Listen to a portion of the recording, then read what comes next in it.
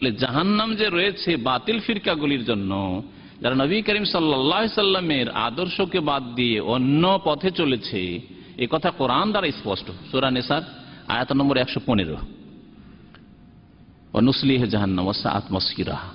আর তাদের বাসস্থান, তাদের ঠিকানা খুব জঘন্য, কিন্তু আল্লাহ বলছে।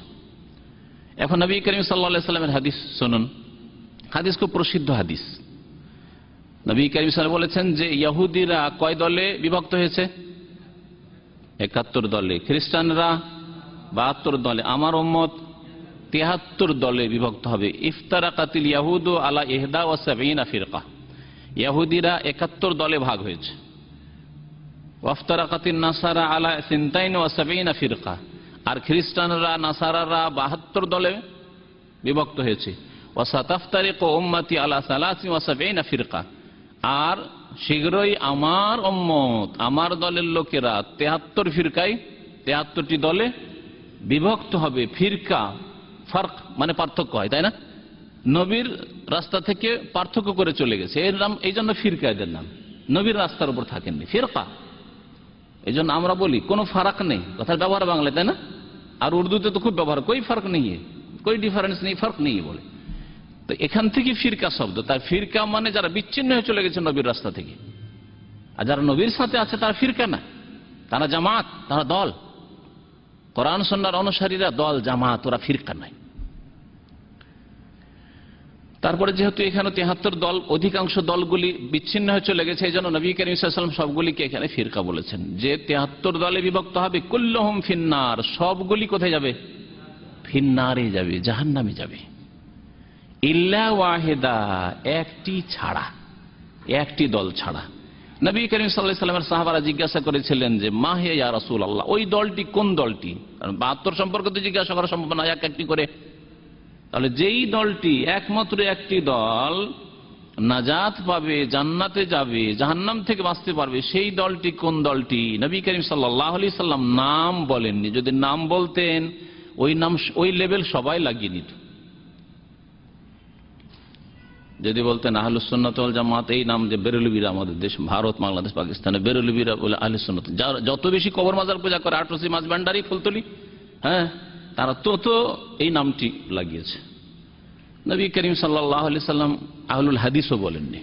নবী করিম সাল্লাল্লাহু আলাইহি সাল্লাম আহলুস সুন্নাত ওয়াল জামাতও বলেন। নবী করিম সাল্লাল্লাহু আলাইহি সাল্লাম আর এই সব মযহাবের নামে তো প্রশ্নে উঠে না, নামই বলেননি। যে হানফি হবে, যে শাফি হবে, যে মালিকি হবে, যে শিয়া হবে, সুন্নি হবে, এসব বলেননি। কি বলেছেন? একটি হাদিসে রয়েছে, মা আনা আলাইহিল ইয়াউমু আসহাবি, আজকে আমি যেই রাস্তার ওপর আছি এবং আমার সাথী সঙ্গীরা যেই রাস্তার উপর রয়েছে, যে আদর্শ রয়েছে, সেই আদর্শের উপর যারা কায়েম থাকবে। তাহলে আপনার ইসলামকে নবী সাল্লাল্লাহু আলাইহি ওয়াসাল্লামের ইসলাম দিয়ে চেক করতে হবে, যাচাই করতে হবে।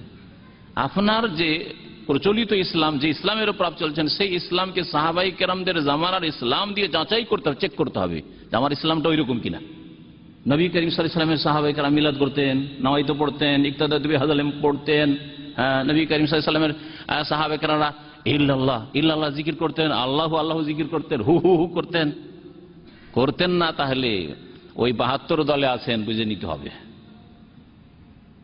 যেই দলটি জান্নাতি সেই দলে নন, ভালো করে বুঝে নিতে হবে। আর যদি করে থাকেন তো প্রমাণ করেন। নবী করিম সাল্লাল্লাহু আলাইহি ওয়াসাল্লাম কবর পাকা করেছেন না নিষেধ করেছেন?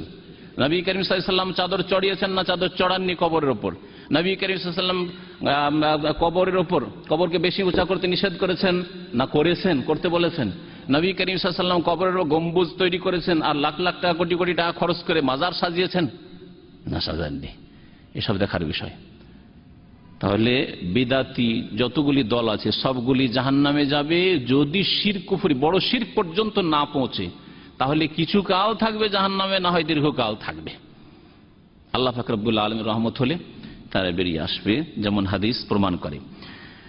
হাদিস আবু দাউদে রয়েছে, তিরমিজিতে রয়েছে, ইবনে মাজাতে রয়েছে, আর হাদিসটি সহিহ। আর একটি হাদিসে রয়েছে, একটা বললাম লক্ষণ, তার লক্ষণ বলেছেন নবী সাল্লাল্লাহু আলাইহি ওয়াসাল্লাম যে সাহাবায়ে কেরাম এবং নবীর তরিকার উপর যারা কায়েম থাকবে কিয়ামত পর্যন্ত। যদি আপনার ইসলামে আর সাহাবায়ে কেরাম জামানার ইসলামে পার্থক্য মনে হয়, তাহলে আপনি ভুলে আছেন।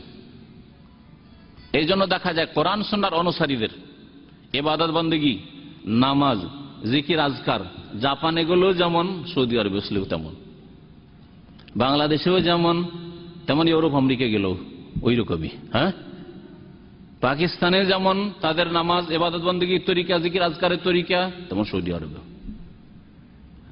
এটা কোরআন, কারণ তাদের উৎস হচ্ছে কোরআন এবং হাদিস, একই জায়গা থেকে তারা নিয়েছে। কোরআন সুন্নাহ অনুসারী বাংলাদেশের মানুষ হলে ওইখান থেকে ইসলাম নিয়েছে, যেখান থেকে সৌদি আরবের লোকেরা নিয়েছে। এই জন্য তাদের ইসলাম একই রকমের। পক্ষান্তরে বিদাতীদের ইসলাম এক এক দেশে এক এক রকম। কোন জায়গায় মুর্দাকে সামনে করে কোরআন পড়তে আছে, কোন জায়গায় কবর ঘিরে কোরআন পড়তে আছে, কয়েকদিন ধরে কবরে দাফন করার পরেও। হ্যাঁ, বলিয়েন না, এক এক এলাকা এক এক রকমের। কোন জায়গার বিবাহ শাদীতে এক এক রকম তরিকা, আর এক জায়গার বিবাহ শাদীতে আর এক রকমের তরিকা, তরিকার শেষ নেই। এক এক জায়গায় এক এক পীরের তরিকা, এক এক পীরের তরিকার এক এক রকমের জিকিরের তরিকা। তাহলে বোঝা যাচ্ছে এগুলি মানুষের তৈরি করা। যখন তরিকা চেঞ্জ হয়ে যাচ্ছে, এক এক এলাকা ভিত্তিক তরিকা চেঞ্জ হয়ে যাচ্ছে, দেশ ভিত্তিক এলাকা ইবাদত বন্দেগীর তরিকা চেঞ্জ হয়, জিকির আজকারের তরিকা চেঞ্জ হয়, তাহলে এগুলো মানুষের তৈরি করা। এটা নবী করিম সাল্লাল্লাহু আলাইহি ওয়াসাল্লামের দেওয়া নয়। আর যদি দেখা যায় মদিনায়, মক্কায় যে ইসলাম আছে সেটাই সারা বিশ্বের অমুক গ্রামে দেখলাম, তাহলে ওটাই হচ্ছে নবী করিম সাল্লাল্লাহু আলাইহি ওয়াসাল্লামের ছেড়ে যাওয়া ইসলাম। আর একটা হাদিসে রয়েছে যে ওয়াহিয়াল জামাতু, যেই দলটি জান্নাতি হবে সেটা হচ্ছে জামাত। এই 73টির মধ্যে একটি জামাত বলেছেন, আর বাকিগুলিকে ফিরকা বলছেন। নবী করিম সাল্লাল্লাহু আলাইহি ওয়াসাল্লাম যখন জিজ্ঞাসা করা হলো, বললেন যে ওই দলটি কে? বলছে ওয়াহিয়াল জামাতু, সেটি হচ্ছে জামাত। জামাত মানে একত্রিত হয়ে থাকা। কার সাথে থাকা? নবীর সাথে থাকা, সাহাবায়ে কেরামদের সাথে থাকা। পক্ষান্তরে ফিরকা মানে বিচ্ছিন্ন হয়ে ছটকে চলে যাওয়া, বিচ্ছিন্ন হয়ে চলে যাওয়া, সাথে না থাকা। আমি এর উদাহরণ দিয়েছি অনেক আগের একটা আলোচনাতে, ফিরকা নাজিয়া আর বা ইসলামের বিচ্ছিন্নতা এই বিষয়ে। আর এটা মাঝে মধ্যে বলি যে আমরা অনেকে 5 ভাই 7 ভাই 10 ভাই 9 ভাই আছি, তাই না? 5 ভাই ধরেন আপনারা আছেন, 5 ভাইয়ের 4 ভাই বা 3 ভাই বাবার সাথে, বা কেউ থাকলো না, আপনি একাই, একটা ভাই শুধু বাবার সাথে থাকলো, একই অন্যে থাকলো, ওই বাড়িতে থাকলো, বাপ মা যতদিন আছে তাদের খেদমত করব। আর বাকি ভাইগুলি বউ নিয়ে আলাদা হয়ে গেল, বাবার খরচও দেয় না, মায়ের খরচও দেয় না।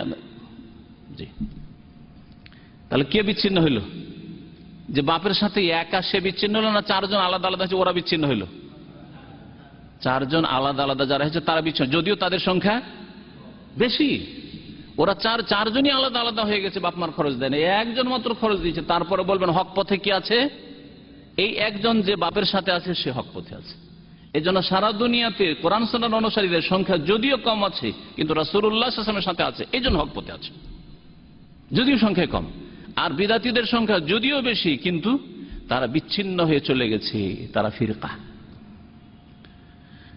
ফিরকাবাজি যারা করেছে তারা জাহান্নামে যাবে। একটি আয়াত এবং একটি